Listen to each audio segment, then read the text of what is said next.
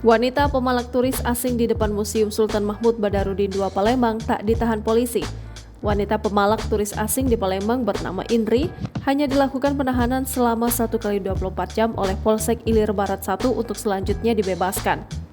Terkait tindak ditahannya wanita pemalak turis asing di Palembang disampaikan Kapolsek Ilir Barat 1 Kompol Ginanjar Alia Sukmana.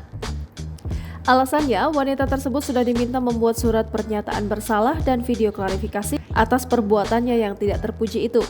Diberitakan sebelumnya, seorang wanita pemalak turis asing laki-laki yang sedang berfoto di depan patung Ganesha Museum Sultan Mahmud Badarudin II Palembang sempat diamankan polisi.